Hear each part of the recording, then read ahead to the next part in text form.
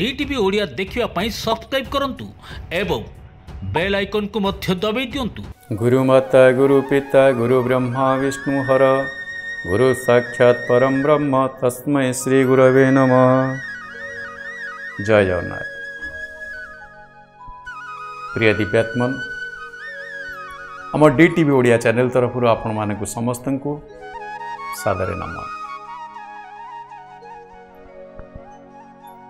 गुरु माता गुरु पिता गुरु ब्रह्मा विष्णु हर प्रकृत रे गुरु कौन न कर गुरु का आशीर्वाद हेले परमात्मा का सहित शिष्यर मिलन हो जाता है। से संत कबीर सुंदर कहती गुरु गोविंद दो काड़े कके लगु पाए बलिहारी गुरु अपने गोविंद देव बताए। यही परिप्रेक्षी कथाटी आपण माने समस्ते शुणिथिबे। झीटीर ना श्रमणा भील कन्या झीटीर विवाह बयस हो जाइछि एवं झीटी को विवाह देवा पई बापा स्थिर कर दैछंती, किंतु तांको नीति अछि बा रिवाज अछि बा प्रथा अछि जो दिन विवाह हबो से दिन अनेक निरीह जीवजंतु को बलि दिया जिवो।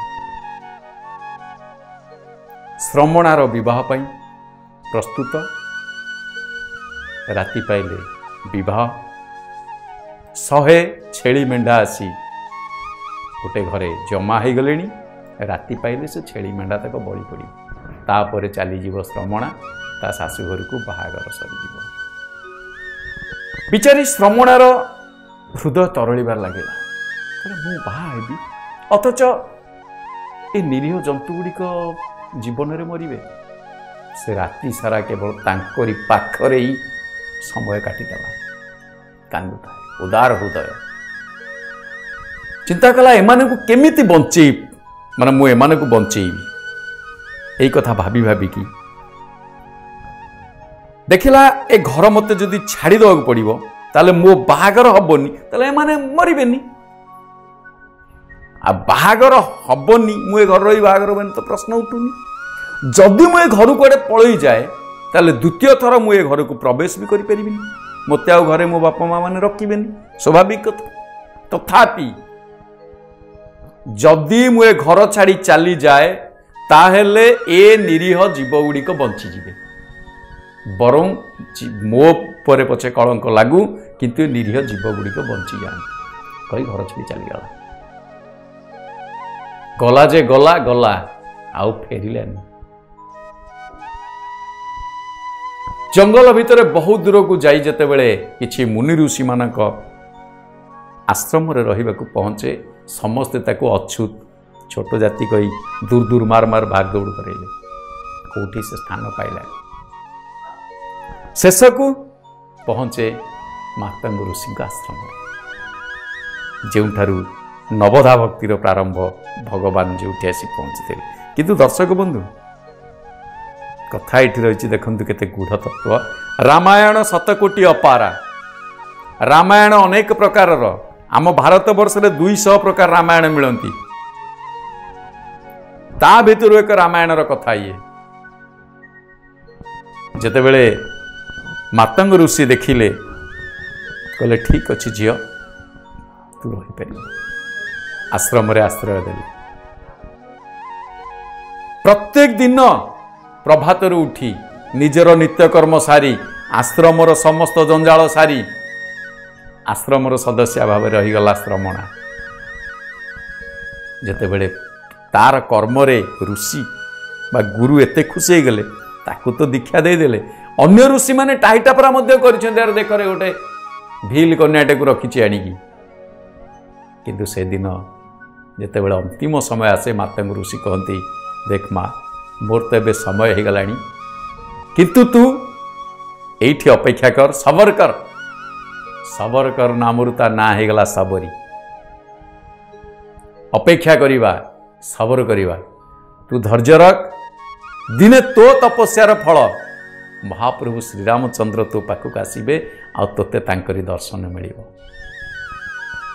गुरु विदाय नहीं गले।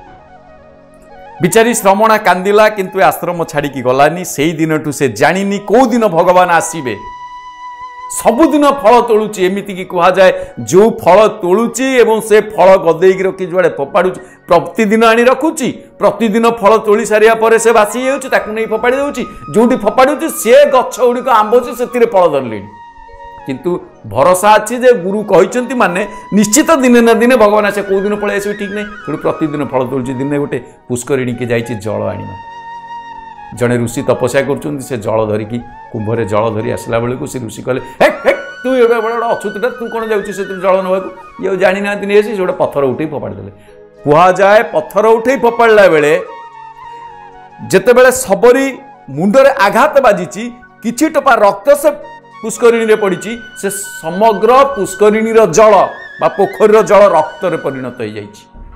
सबरी बहुत मन दुखर जाचाते गाड़ी गुलज कर तू गोटे अच्छु तो तू ये पोखरीटा को छुआ करदेलु पोखरीटा को मारा करदेलु मुझे ठाकुर को पानी दूची मैंने जहाँ भाषा से कहते से भाषा तो माने वर्णनातीत किंतु सबरी मन दुखरे फेरी आसी पहुंची कौटी ना निज आश्रम मातंग ऋषि आश्रम।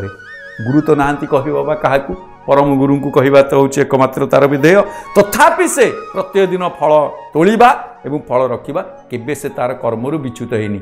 किंतु अन्य पक्षे घटना है कौन भगवान श्रीराम आसीचंती जेतेबेले सेई पुष्करिणी बाट दे आसीचंती समस्ते बेढ़ी जाइछंती। ऋषि तो जड़े तपस्वी से तांको प्रार्थना करछंती प्रभु बहुत दिन हेलानी ये कहीं ता पूर्वर गंगा जल जमुना जल जेते तीर्थर जल समस्त को आवाहन करी सबु जल आनी से पुष्करिणी में पकई किंतु रक्त जलरू स्वच्छ जल में परिणत हबार प्रश्न उठुनी। सेमानकर गोटे भरोसा महाप्रभु श्रीराम आसीगले तांको पाद बुड़ीगले कारण अहल्या गोटे पत्थर जेतेबेले नारी रे परिणत हो जाइथिला सेतेबेले एई पुष्करिणी जल निश्चय स्वच्छ रे परिणत हो समस्त नहीं प्रभु टिके दया करी किंतु किछि फल हलानी।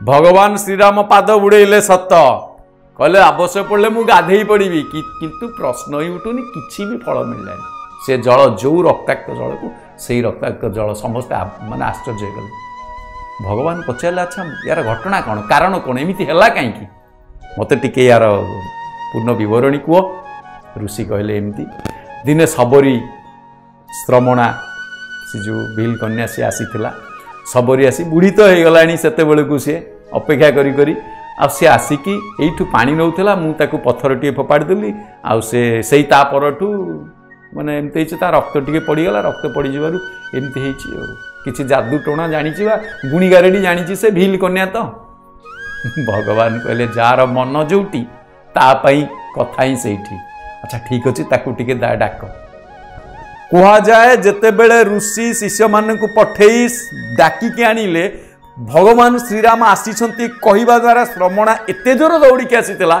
एमाने ता पछरे दौड़ी पार नथिले से बुढ़ी पछरे दौड़ी आसी सांगे सांगे मो प्रभु कही कुंडे जिते बड़े पाद दुईटा धरी दिए ता पादर धूली जिते बड़े पड़ जाए से जल रे पुष्करिणी रे सांगे सांगे स्वच्छ जल रे परिणत हो जाए।